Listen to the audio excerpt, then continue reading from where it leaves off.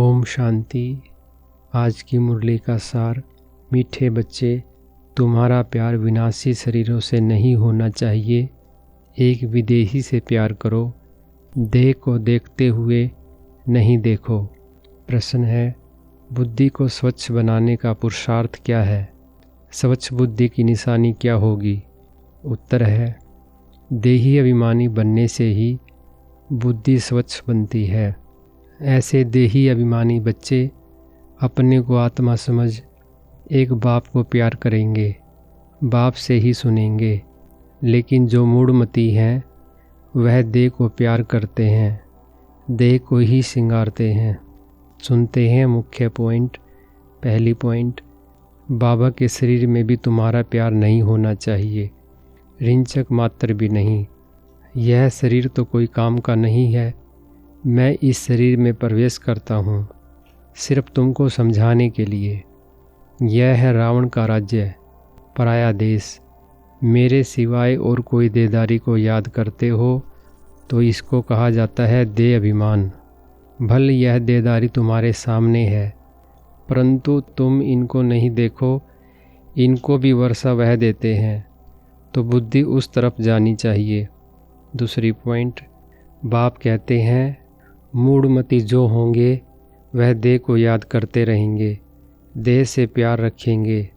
स्वच्छ बुद्धि जो होंगे वह तो अपने को आत्मा समझ परमात्मा को याद कर परमात्मा से सुनते रहेंगे। इसमें ही मेहनत है। यह तो बाप का रथ है। बहुतों का इनसे प्यार हो जाता है। जैसे हुसैन का घोड़ा, उनको कितना सजाते हैं। अब महिमा तो हुसैन की है ना, घोड़े की तो नहीं। यह सब कहानियाँ हैं भक्ति मार्ग की। अभी तुमको हसीन बनाने वाला मुसाफिर तो यह है ना। तीसरी पॉइंट, अभी तुम जानते हो हम पहले गोरे थे फिर सावरे बने हैं। जो भी धर्म स्थापन अर्थ आते हैं वह सब हसीन आत्माएं होती हैं, बाद में कामचिता पर बैठ काली हो जाती हैं। पहले सुंदर फिर श्याम बनती हैं। यह नंबर 1 में पहले आते हैं तो सबसे जास्ती सुंदर बनते हैं। इन जैसा नेचुरल सुंदर तो कोई हो न सके। सत्युग में तो नेचुरल ब्यूटी है। आत्मा और शरीर दोनों सुंदर हैं। इस समय सब पतित सावरे हैं, फिर बाप आकर सबको सुंदर बनाते हैं। चौथी पॉइंट, बुद्धि में यह रहे कि हम एक बाप के हैं, वही सब कुछ है। इन आँखों से देखने वाले जो भी हैं वह सब विनाश हो जाएंगे। यह आँखें भी खत्म हो जाएंगी। परमपिता परमात्मा को तो त्रिनेत्री कहा जाता है। उनको ज्ञान का तीसरा नेत्र है। त्रिनेत्री, त्रिकालदर्शी, त्रिलोकीनाथ, यह टाइटल उनको मिले हैं। अभी तुमको तीनों लोकों का ज्ञान है, फिर यह गुम हो जाता है।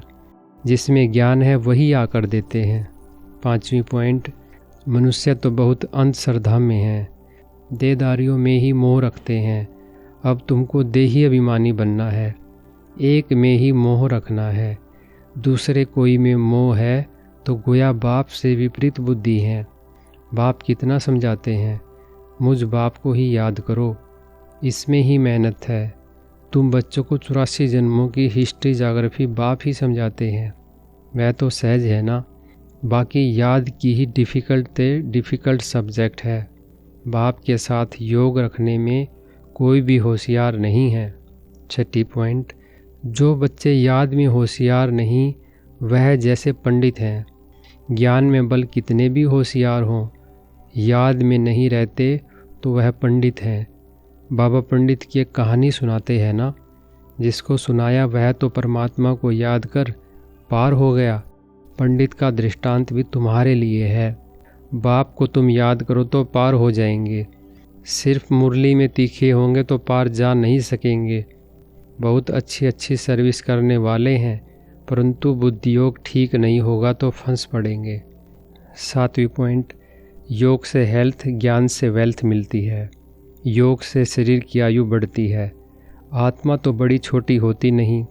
आत्मा कहेगी मेरे शरीर की आयु बड़ी होती है, अभी आयु छोटी है, फिर आधा कल्प के लिए शरीर की आयु बड़ी हो जाएगी।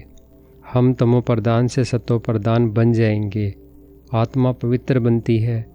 सारा मदार आत्मा को पवित्र बनाने पर है। 8वीं पॉइंट, माया चार्ट रखने में बच्चों को सुस्त बना देती है। बच्चों को याद की यात्रा का चार्ट बहुत शौक से रखना चाहिए। देखना चाहिए कि हम बाप को याद करते हैं या और कोई मित्र संबंधी यादी तरफ बुद्धि जाती है। सारे दिन में याद किसकी रही अथवा प्रीत किसके साथ रही, कितना टाइम वेस्ट किया, अपना चार्ट रखना चाहिए। परंतु कोई में ताकत नहीं है जो चार्ट रेगुलर रख सके। कोई विरला रख सकते हैं। माया पूरा चार्ट रखने नहीं देती है, एकदम सुस्त बना देती है। 9वीं पॉइंट, ऐसा बाप जो सुख देने वाला है, कितना याद करना चाहिए। और तो सब दुख देने वाले हैं, वह कोई काम आने वाले नहीं हैं। अंत समय एक परमात्मा बाप ही काम आता है। अंत का समय एक हद का होता है, एक बेहद का होता है। बाप समझाते हैं, अच्छी रीति याद करते रहेंगे तो अकाले मृत्यु नहीं होगी, तुमको अमर बना देते हैं। स्वर्ग सतयुगी सूर्यवंशी रजाई को ही कहा जाता है, त्रेता को भी स्वर्ग नहीं कहेंगे। 10वीं पॉइंट, आजकल दुनिया में फैशन की भी बहुत बड़ी मुसीबत है। अपने परासी करने के लिए शरीर को कितना टिप टॉप करते हैं। अब बाप कहते हैं, बच्चे किसके भी नाम रूप में मत फंसो।